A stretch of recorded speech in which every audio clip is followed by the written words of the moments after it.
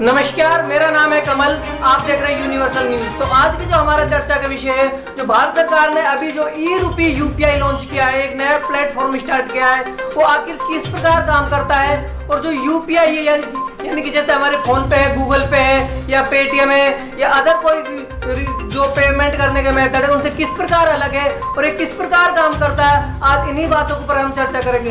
तो सबसे पहले मैं आप लोगों को बताना चाहूंगा, जो ई-रूपी यूपीआई है वो भी यूपीआई की तरह ही एक पेमेंट करने का मेथड है, लेकिन उससे कुछ हटकर है। यानी कि जो यूपीआई है किसी के मोबाइल में भी आप जैसे भीम यूपीआई उसको अपने मोबाइल में डाउनलोड करो और आप यूज कर सकते हैं। इसमें कई समस्या भी होती है कि आपको जो केवाईसी करवानी है, आधार कार्ड लिंक करवाना है, कई समस्या होती है। लेकिन जो अभी ई-रूपी आया है वो किस प्रकार काम करता है, इसमें काफी झंझटों से आपको छुटकारा मिल जाएगा और ये किस प्रकार काम करेगा, इसमें आपको मोबाइल में डाउनलोड भी नहीं करना पड़ेगा। आज इन्हीं बातों पर चर्चा करेंगे। तो सबसे पहले मैं आप लोगों को बताना चाहूंगा, जो ई-रूपी जो यूपीआई है वो भी बिल्कुल यूपीआई की तरह ही सेम है, लेकिन उससे थोड़ा सा अलग है, वो मैं आपको बताता हूँ। तो सबसे पहले मैं आप लोगों को बताना चाहूंगा, जो ई-रूपी यूपीआई है वो एक यूनिक है। यानी कि उसमें आपको आपके मोबाइल पर या तो एक क्यूआर कोड भेजा जाएगा, जिसे क्विक रेस्पॉन्स कहते हैं, क्यूआर कोड भेजा जाएगा,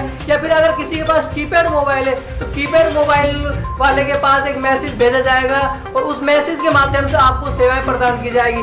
और वो सेवा भी जिस सेवा के लिए जो आपको पेमेंट करना है, सिर्फ उसी सेवा का आप लाभ उठा सकते हैं। तो इसको एक उदाहरण के हिसाब से समझते हैं। मान ले कि भारत सरकार ने किसी किसान के जो 1000 रुपये से भेजे हैं कि भाई ये किसान के लिए खाद बीज खरीदने के लिए 1000 रुपये सरकार ने भेजे। अब पहले क्या होता था कि जैसे ही सरकार 1000 रुपये भेजती थी तो किसान के पास मुश्किल से 100 रुपये 50 रुपये पहुंचता था, और वो भी पहुंचे ना पहुंचे रास्ते में ही खत्म हो जाता था। इसी के अंदर पारदर्शिता लाने के लिए, यानी कि जो किसान और सरकार का डायरेक्ट संबंध हो सके, जो सरकार सेवा किसान को देना चाह रही है, किसी गरीब व्यक्ति को अगर कोई सेवा देना चाह रही है तो सीधा का सीधा फायदा उस गरीब को मिले, सरकार से सीधा टच में रहे। इसी में पारदर्शिता लाने के लिए ई-रूपी जो प्लेटफॉर्म है वो लॉन्च किया है। इसमें क्या होगा कि अगर आपको मान ले सरकार ने 1000 रुपये खाद बीज लाने के लिए दिया है तो आप उसे सिर्फ खाद बीज ही खरीद सकते हैं, ना कि अगर आप चाहो कि मैं इससे कपड़ा खरीद लूँ या किराना का सामान खरीद लूँ या फिर उस 1000 रुपये को आपके अपने पास बचा कर रख लूँ, वो बिल्कुल खत्म हो जाएगा। यानी कि आप उसमें से 1 रुपया भी नहीं बचा सकते। अगर आपको कोई 1000 रुपये आपको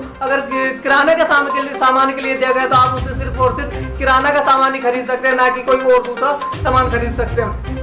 दूसरी बात मैं यह बताना चाहूंगा कि इसकी जो प्रक्रिया होगी वो किस प्रकार होगी। सबसे पहले जैसे मान लो 1000 रुपये सरकार ने भेजे, तो उस सरकार ने जो 1000 रुपये खाद बीज के लिए भेजे हैं वो सिर्फ वो क्यूआर कोड है, वो सिर्फ और सिर्फ खाद बीज की दुकान पे ही काम करेगा। ऑल ओवर इंडिया आप जाओगे तो वो सिर्फ और सिर्फ खाद बीज की जो दुकान है उन्हीं पे काम करोगे। अगर आप मान ले कपड़े वाले की दुकान पे जाओगे और बोलोगे सर मेरा ये क्यूआर कोड स्कैन करिए, आप क्यूआर कोड स्कैन करोगे तो इनवैलिड बताएगा, यानी कि वो वहाँ पे काम नहीं करेगा। लेकिन जैसे ही आप किसी खाद बीज की दुकान पे जाओगे वो तुरंत मैच हो जाएगा और आपको जो भी खाद बीज लेना है वो ले लिया जाएगा। अब इसको दूसरे उदाहरण से समझते हैं। मान ले सरकार ने जो लोगों के लिए जैसे पहले कंबल बेचती थी या फिर कोई अन्य सामान खाद्य पदार्थ बेचती थी, वो क्या होता था सरकार ने भेजा तो बीच में जो बिचौली होते थे या कोई भी अधिकारी होते थे बीच में उसको खत्म कर जाते थे, उसके पास पहुंचते नहीं थे। जैसे अभी सरकार ने कहा कि मास्क सभी ग्राम पंचायतों को बोला कि मास्क और साबुन सभी घरों को दी जाए और बाल्टी दी जाए सभी के लिए, लेकिन किसी ग्राम पंचायत को छोड़ के बाकी किसी भी ग्राम पंचायत में ये चीजें नहीं पहुंची।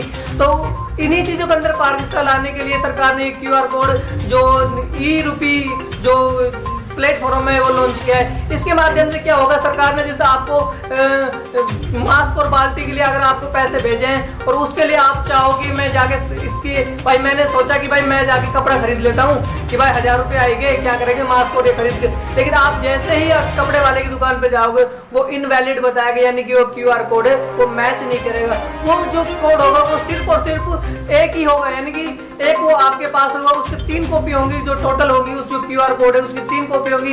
एक आपके पास होगी, एक सरकार के पास होगी और एक जो कॉपी होगी वो जिस सेवा के लिए दिया गया, जैसे मान ले खाद बीज के लिए दिया गया है, फिर कपड़े वाले के लिए दिया गया है, तो ऑल ओवर इंडिया सभी खाद बीज वालों की दुकानों पर वो मैच करेगा, ऑल ओवर इंडिया वो कपड़े वाले की दुकान में मैच करेगा, ऑल ओवर किराना की दुकानों पर मैच करेगा। यानी कि जिस चीज के लिए दिया गया है यानी कि स्पेशल जिस चीज के लिए दिया गया है वो उसी चीज के लिए काम करेगा, उससे आप दूसरी सेवा का फायदा नहीं उठा सकते।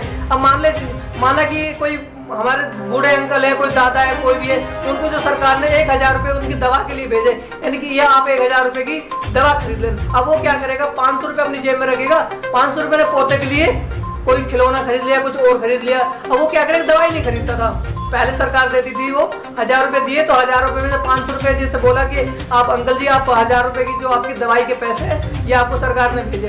तो पहली बात तो पहुंचते नहीं थे। अगर मान ले किसी बाई चांस वो पहुंच भी गए तो 500 रुपए अपनी जेब में रखेगा पोते के लिए और 500 रुपए किसी अन्य काम में ले लेगा, बेटी आएगी कोई भी आएगी उसको देने। यानी कुल मिला के बात है कि वो उन पैसों को यूज अपनी दवाई के अंदर नहीं करता था।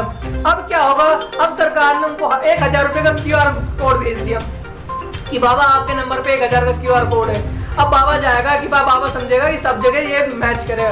बाबा गया, मान ले खिलौने वाले की दुकान पे गया, खिलौने वाले से बोला कि भाई मेरे पोते को 500 रुपए का कुछ भी खिलौना दे दिया, खिलौना खरीदा। अब बाबा स्कैन करेगा, स्कैन होगा ही नहीं। क्यों स्कैन इसलिए नहीं हो, क्योंकि वो यूनिक है। वो या तो अगर वो खाद भी दवाई के लिए भेजा है तो दवाई वाले के ही काम करेगा। अब बाबा दवाई वाले मेडिकल स्टोर पे जाएगा, जैसे ही बाबा उस QR कोड को स्कैन करेगा उससे मैच हो जाएगा और बाबा उनसे जो दवाइयां वो ले लेगा। यानी कि वो अलग किसी यूज में नहीं कर सकते, यानी कि जिस काम के लिए दिया गया है सिर्फ और सिर्फ उसी काम को यूज करेगा। तो इसके फ्यूचर में काफी फायदे होंगे। तो ई-रुपी जो UPI लॉन्च करा है इसके काफी हद तक फायदे होंगे और कुछ भ्रष्टाचार में भी इससे फायदा मिलेगा, क्योंकि जो बीच के जो सामान थे, जो बिचौलिए थे, तो जो लोगों की जो बीच की सामग्री आती थी कोई भी चीज, तो जैसे अभी लॉकडाउन में मास्क है, कोरोना काल में मास्क है, तो मास्क किसी ने भी नहीं बांटे, किसी सरपंच या पंच ने किसी ने भी मास्क नहीं बांटे। वो क्या है कि उनके पास जो पैसे आए वो बीच में ही गायब हो गए।